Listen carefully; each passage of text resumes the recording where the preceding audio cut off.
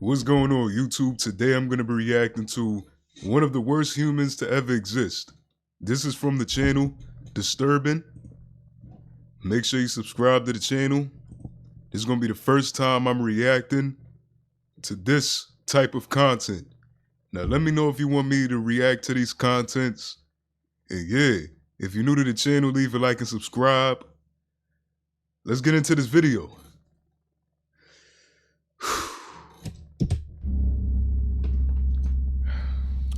This case takes place in the UK in the year Yo, hold up. I never seen his face. What the fuck? 2022.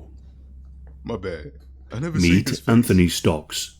Anthony was born in the early 70s and is 54 years old at the time of this video. He was originally from Peterborough in Now, if you're 54 years old and you don't have a foundation around you, you wasted your... No. I'm not trying to... Cambridgeshire. Very little is known about his early childhood or his early adult life, with few details ever reaching the public eye. However, throughout the court proceedings, it was acknowledged that Oh, this nigga forehead is big as shit. No wonder why he killed people. Wait, they didn't even say he killed people. But it does say one of the words. Just look at this nigga, man. My grandmother's not sleeping with this nigga. That's not even a nigga. he may Let me have chill. had He might a be dead. terrible childhood. He might be dead, and that's good. Okay. Anthony was a simple boy who was academically challenged. He was noted of having an IQ of just 54, reflecting severe cognitive limitations. His education took place at a special school, and he left without achieving any formal qualifications. Despite this, he was still fully capable of exercising agency and understanding the difference between right and wrong. He was charged with theft in his youth, which was his only run-in with the law. That nigga should have stole a head transplant. Look at... Alright, why am I roasting the victim? Wait, he's not even a victim. Matter of fact, fuck this nigga, man.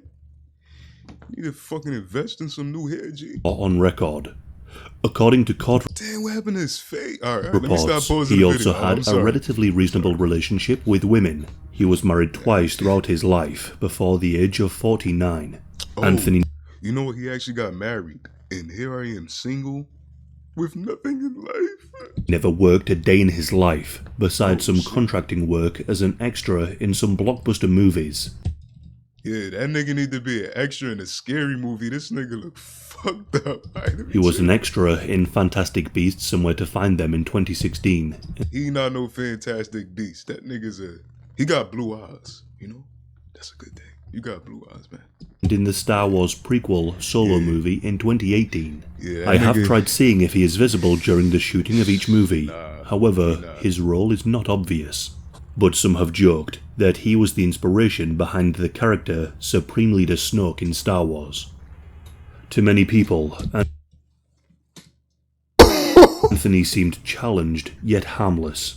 However, before the year 2020, he developed a propensity for watching adult content, imitating relations between young women and older men.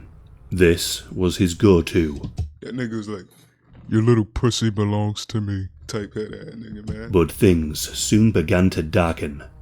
Anthony became acquainted with a family, all of whom have chosen to invoke their right to remain anonymous. What is known is that this family's household consisted of at least a mother, father, a daughter aged 10, and a son aged 8. Reports suggested the environment was far from ideal for raising children. This was evidenced by the fact that none of them attended school. This lack of schooling pointed to deeper issues such as neglect, a lack of care and attention, and undoubtedly a lack of love. Once Anthony became friendly with the family, he turned his attention towards the young girl. His manipulation of this girl, who was 10, began with seemingly romantic gestures, all designed to groom her. He overwhelmed her with affection, a classic case of love bombing. Anthony was well aware of the family's fragile dynamics, knowing the children were neglected, overlooked, and likely starved of attention and love. He would greet this girl with love heart gestures whenever he saw her, and would point from his eyes to his chest and then towards her, meaning I love you. One day, he arrived with gifts in hand and offered to take her to the park. The girl, feeling obligated, accepted his kindness. However, she was of course blindly unaware of the dark intentions lurking behind it, just like any young child in her position.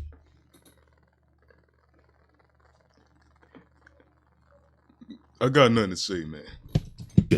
The grooming escalated, turning physical in late 2020. He insisted that the girl hold his hand in public. This was a gesture that may have appeared harmless at the time, but it wasn't long before he led her away from the safety of the park into the hidden seclusion of the bushes.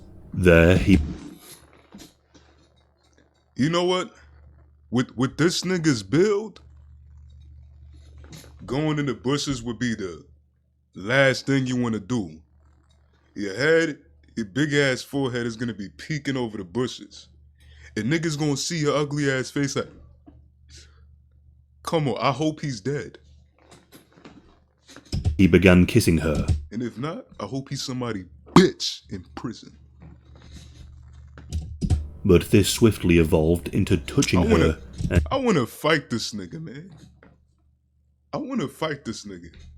If I go like, he dead, I wanna fight this nigga. And making her perform acts upon him. Following this, if Anthony knew the girl was at the park, he would just turn up, interrupting her recreational time with other children, and force her into the bushes to deploy the same horrific acts of SA. This girl became angry, frustrated, upset, and uncomfortable every time, but she didn't feel like she had anyone to turn to for help. This speaks to one of two things. Fear kept her silent, terrified of the consequences if she spoke out, or she may have also believed that she had no one to turn to, a heartbreaking reflection of her neglected family life. With that said, she did have one person she felt that she could rely on, her little brother. She told him everything, from what Anthony was doing to the way it made her feel. She was desperate. This is why, if you have a sibling, be grateful.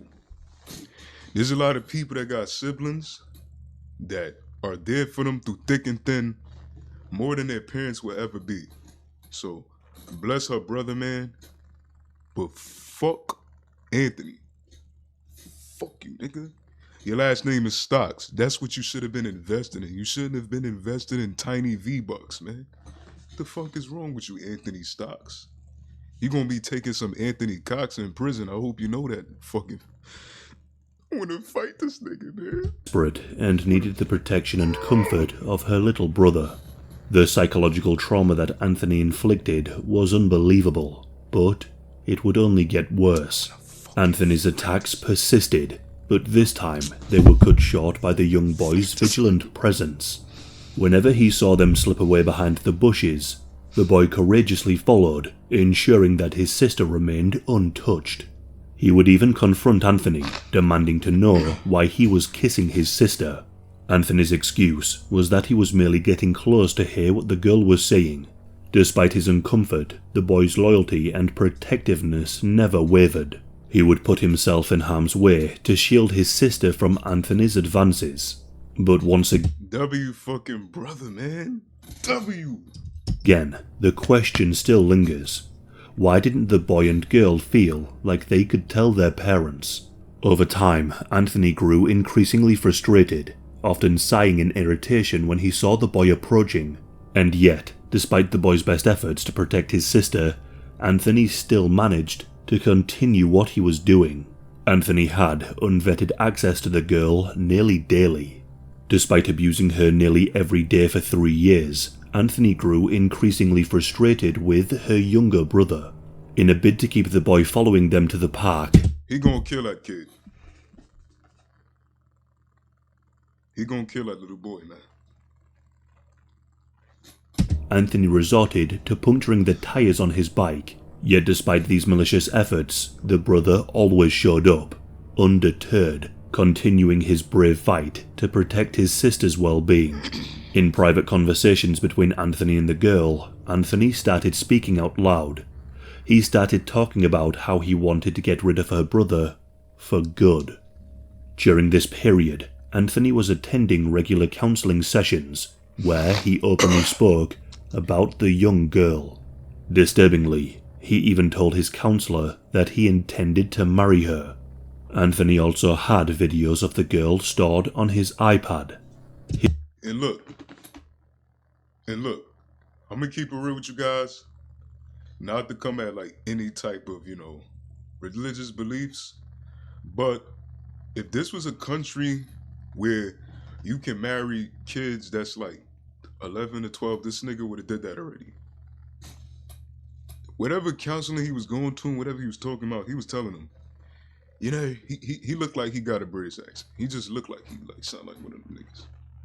And if we were in like a place where you could get married to a younger girl, I would have already did.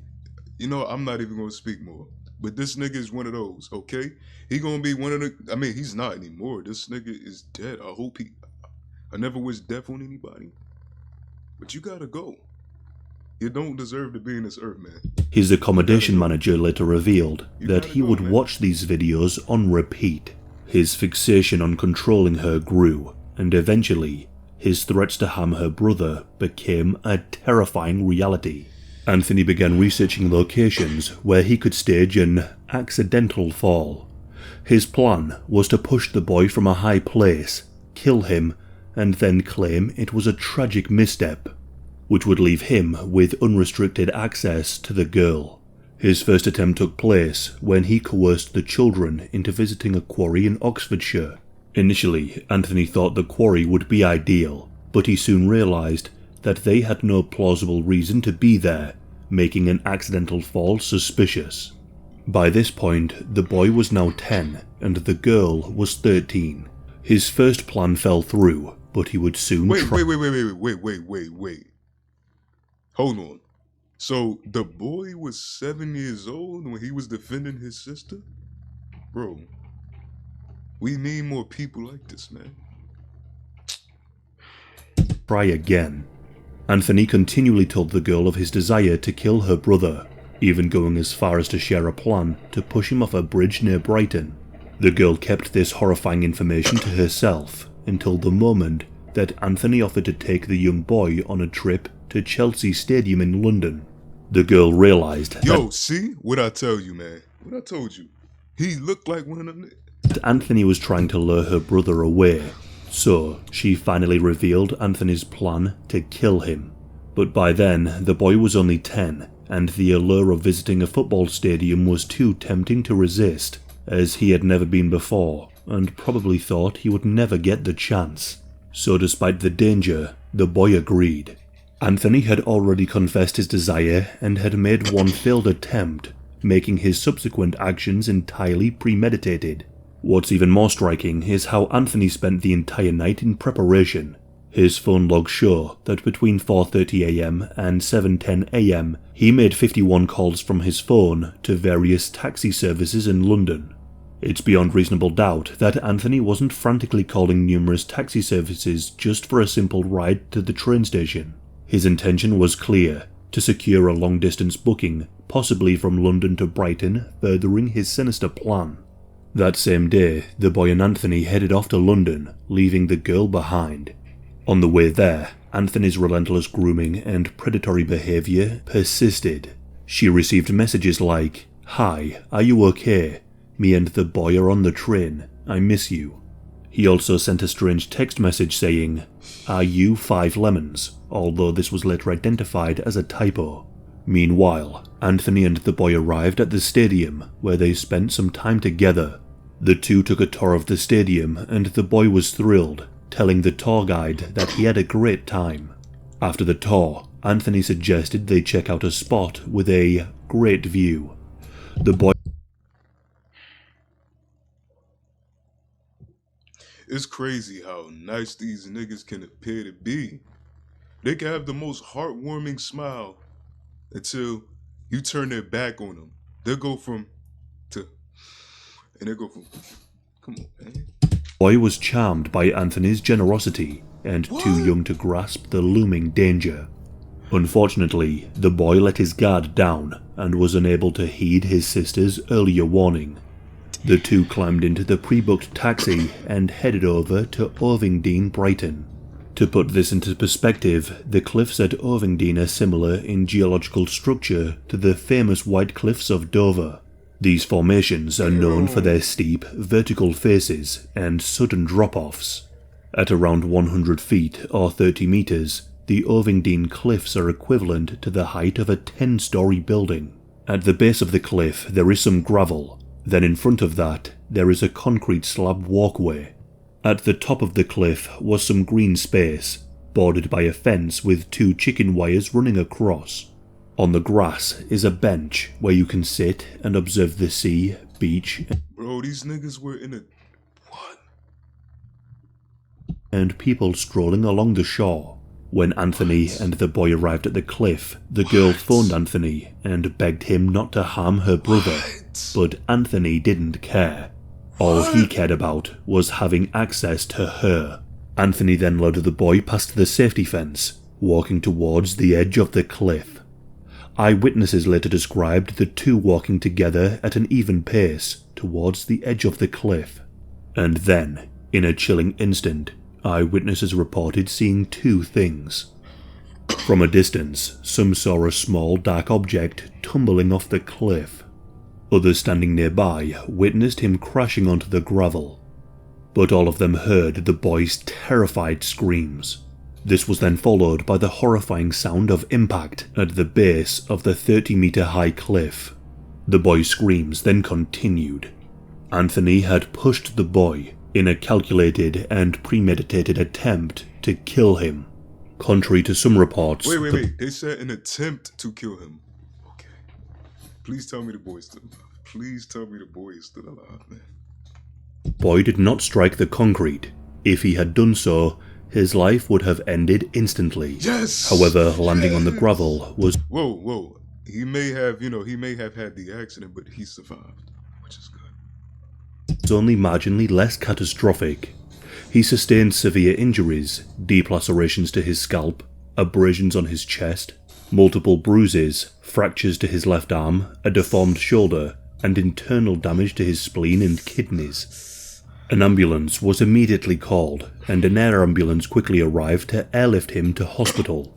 His life hung in the balance. At one point, he suffered a cardiac arrest and required resuscitation. The medical team at hospital determined that he needed to be placed into a medically induced coma for several weeks just to stabilize him. Thankfully, the boy would survive this horrific incident. There is no way to know for sure if a struggle took place, as the boy's memory would later fade at the chicken wire fence. When the boy was thrown, Anthony quickly went down to the bottom. He tried to get past the groups of people that had formed, being told that he should stay back, as the boy had fallen.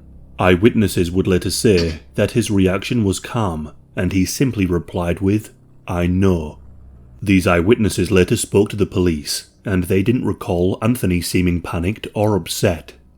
Instead of rushing to the aid of the boy, he was more concerned about relaying his account of events. He gave inconsistent accounts of how the boy fell, which raised suspicion. He then walked... I'm not gonna lie, just looking at his face is suspicious. Look at my face. Look at my face.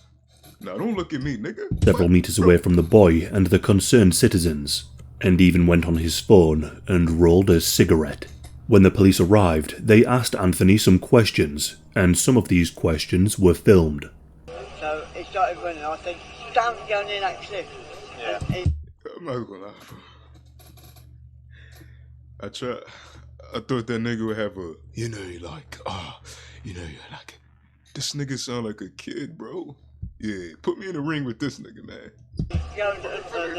This nigga, man. He just went over. It's just okay. I had to So run- I had to run was he all just the way was he walking? No, He was- he was running. Bro, just hearing this man's voice, are you trusting him around your kids, my nigga? Like, he sound like a... As you heard, Anthony claimed that the boy was running towards the cliff, and he shouted, "Don't go near the cliff." That However, the police would soon realize that Anthony had contradicted other witnesses who said that they saw the two walking towards the edge together in lockstep. As he was supposed to be the responsible adult in the situation, Anthony was arrested the same day on suspicion that he had something to do with what happened. At the police station, Anthony Arrest this nigga, man. He looks like, come on, man. Bro, I would have put him in the back of my truck as soon as I seen his big ass forehead. As soon as I seen his big ass forehead, them goblin looking eyes, them I can hear everything ears, I would have put this nigga in the back of my truck on some secret Assassin's Creed shit. He's gone. Send that nigga to the gulag. He was questioned. Send him to During the initial gulag. interview, Anthony claimed that he was sitting on a bench at the top of the cliff, smoking a cigarette, when all of a sudden the boy got close to the edge. The police had a strong suspicion. Expect me to believe that this nigga only smokes cigarettes? Nah, man. This man has done that grass. No, grass is weed. He's done that meth. He look like he do meth. He look like he do cocaine. He can't do PCP because PCP would have let him to do even more crazy things. But he's definitely done some meth. Just look at his cheek. He a crackhead. Yeah, he a crackhead. Look at his Suspicion cheekbones, that man. Anthony had pushed him. However, Anthony was released on bail, with the police not having enough evidence to charge him. Of course, at this time, the boy was in a critical state, and even after his recovery, he still experiences long-term memory issues, so his recollection of the events was not great. Quite some time would pass before Anthony was arrested again. The police's aim was to investigate reasons why he may have tried to kill the young boy. Police investigated his background and interviewed those who knew him. It wasn't long before a picture was starting to develop. After several interviews with the children's family, the police gained the trust of the young girl, and because of this, she began to open up. She bravely told the police absolutely everything, every time he had abused her and how she felt. But not only this, she explained how her brother had been protecting her and had intervened on several occasions, and because of this, Anthony planned to kill him. The police also contacted Anthony's counselor, which revealed the content of their chats, highlighting the obsession with the young girl. As a result of the investigation, which lasted for 14 months, Anthony was finally arrested again on the 23rd of November 2023. This was captured on camera. Alright, let's look at it. Alright, let's look at this video. If I get mad, I'm crashing out. Alright? Hi there, is that Anthony? Tony, yeah. Hi there, can we come in? Okay, so I'm going to be arresting you for a number of offences. I'm just going to explain what those offences are, Yo, I know his crib smell like shit, my nigga. and then I'll caution you. So I'm arresting you on suspicion of attempted murder of... Did you want him to go over the cliff?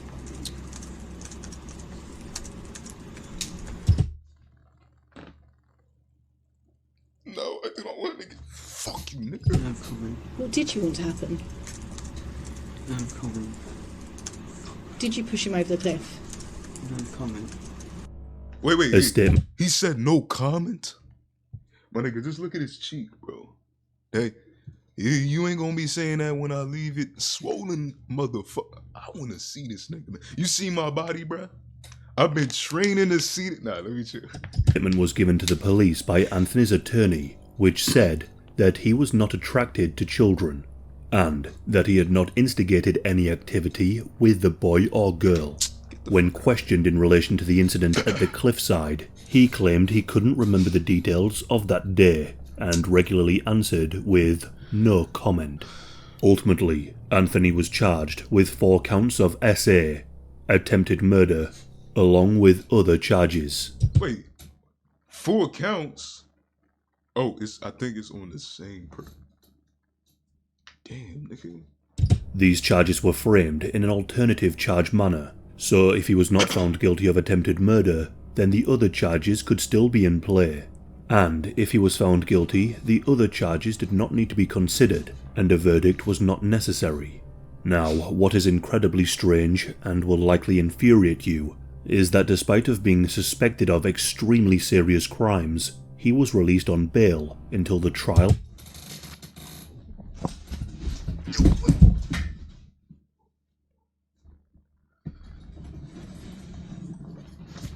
Let me let him finish. Let me let him finish, man. Trial was to commence. This was because he was considered to be a vulnerable adult who may be subject. Listen, man. Nobody is vulnerable. Everybody is capable of being evil. If his body parts aren't vulnerable, no. I'm sorry. If his hands are vulnerable, that forehead is definitely invulnerable. He could just say, "And you done for good, man. You done for good if he headbutts you." To danger in jail. A very strange and infuriating position to take by the authorities, showing a deep lack of concern for the girl and the boy. Come on, man. However, only when the authorities thought he wouldn't have enough money to make his way to the court for his trial, the police held him in jail until the trial started, which would begin on Monday the 20th of May 2024 in the Oxford Crown Court. Anthony pleaded not guilty to all charges and claimed his innocence throughout the proceedings. Part of his defense was that he only went to the cliffs that day as the view was similar to that of the views in the movie Quadrophenia, and that the boy loved films and wanted to see. Now, I'm only guessing here, but I doubt the 10-year-old had a taste for the 1979 film. Exactly, my nigga. Like, I ain't gonna lie, I have a taste for old movies, but shit like that, nigga, what? You would not catch me watching that shit in social studies class. Anything from the 70s, 80s I'm watching is horror. I like horror movies. If you're gonna have me sit back and watch some black and white movie, or say, according to your spec, I'm not watching that movie, man. This man is a cold-blooded killer who masks his killing with his soft vulnerability. Just look at his fucking forehead. You will know when somebody's a murderer when their forehead is depthy and wide. You see, Mars, like, look, my shit ain't that bad. Stop looking at me, too. Like, the fuck is you looking at me for, man? About the mods and rockers, but I could be wrong. Anthony also claimed that he was a vulnerable adult and that the girl was the one who made advances on him instead of the other way round. He tried to claim. You seriously think? Nah, don't even picture that. Anybody, you seriously think somebody gonna try to make advances on a nigga that look like that? Come on, man. The only advance I'm making on him is, but just no. You scaring me, man. You're scaring Claim me, man. that the girl would touch him inappropriately and that she would not stop, despite telling her to leave him alone. It's obvious that Anthony was lying, and thankfully, he didn't fool the jury. The boy and the girl stood up on the dock and gave statements regarding Anthony's abuse. Many news reporters were there and mentioned their courage and bravery. The boy said that he tried his best to protect his sister from Anthony, but also stated that there should have been more protection for them and someone should have helped his sister. On the 6th of June 2024, the jury found Anthony guilty of all charges. The judge handed Anthony a life sentence with a minimum term of 19 years and 6 months. Meaning Anthony will be eligible for release when he is approximately 74 years old. Following this, the judge said, "Mr. Stocks, you have heard the effects that the injuries have had on the boy, and he will continue to suffer throughout his life. It was simply inhumane and will leave lasting scars on him that will be reignited from time to time. You betrayed the boy's trust in an attempt to cover up your own disturbing behavior towards the girl. You groomed this vulnerable young girl for your own deviant pleasure. The girl remains incredibly vulnerable and is currently finding it very challenging to be able to focus on the future where she can achieve her potential. You have ruined the lives of these 2 children." After the judge said this, Anthony showed no remorse. In fact, he showed no remorse throughout the entire trial.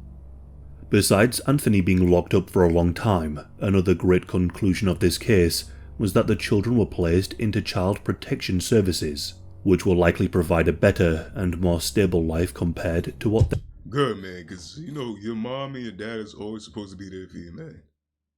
And you know what I'm saying? If your mom and your dad trust a guy that look like that, they don't love you. I'm gonna keep it real. Me being, if I was a father of my kid, and this man come and be like, hey, allow me to take care of him. I'm like, nigga, yo, get your ass out of here, man. You know where you need to go, man?